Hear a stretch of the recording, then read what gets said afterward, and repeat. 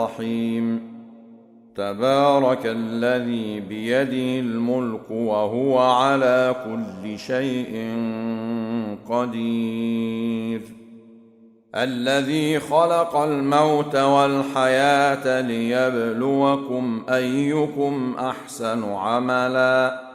وهو العزيز الغفور الذي خلق 7 سماوات طباقا ما ترى في خلق الرحمن من تفاوت فارجع البصر هل ترى من فطور ثم ارجع البصر كرتين ينقلب إليك البصر خاسئا وهو حسير ولقد زينا السماء الدنيا بمصابيح وجعلناها رجوما للشياطين وأعتدنا لهم عذاب السعير وللذين كفروا بربهم عذاب جهنم وبئس المصير إذا ألقوا فيها سمعوا لها شهيقا وهي تفور تكاد تميز من الغيظ كلما ألقي فيها فوج سألهم خزنتها ألم يأتكم نذير قالوا بلى قد جاءنا نذير فكذبنا وقلنا ما نزل الله من شيء إن أنتم إلا في ضلال كبير وقالوا لو كنا نسمع أو نعقل ما كنا في أصحاب السعير فاعترفوا بذنبهم فسحقا لأصحاب السعير إن الذين يخشون ربهم بالغيب لهم مغفرة وأجر كبير وأسروا قولكم أو اجهروا به إنه عليم بذات الصدور ألا يعلم من خلق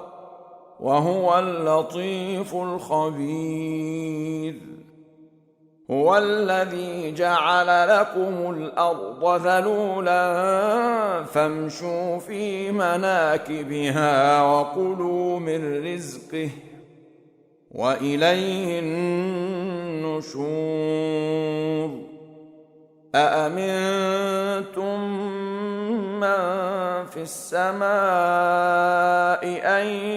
يخسف بكم الأرض فإذا هي تمور أم أمنتم من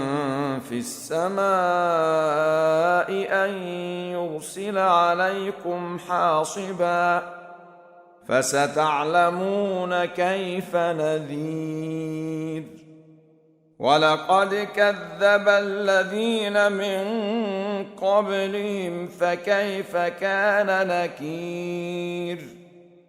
أولم يروا إلى الطير فوقهم صافات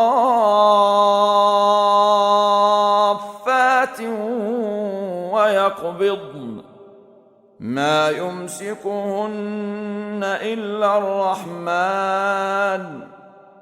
إنه بكل شيء بصير أمن هذا الذي هو جند جند لكم ينصركم من دون الرحمن إن الكافرون إلا في غرور أمن هذا الذي يرزقكم إن أمسك رزقه بل لجوا في عتو ونفور أفمن يمشي مكبا على وجهه أهدى أمن يمشي سويا على صراط مستقيم قل هو الذي أنشأكم وجعل لكم السمع والأبصار والأفئدة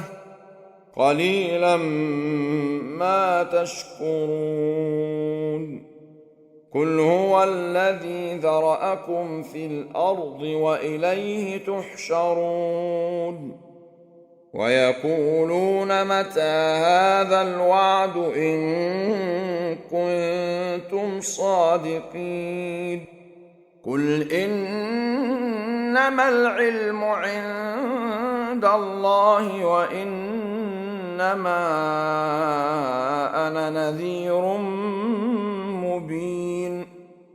فلما رأوه زلفة سيئت وجوه الذين كفروا وقيل هذا الذي كنتم به تدعون قل أرأيتم إن أهلكني الله ومن معي أو رحمنا فمن يجير الكافرين من عذاب أليم قل هو الرحمن آمنا به وعليه توكلنا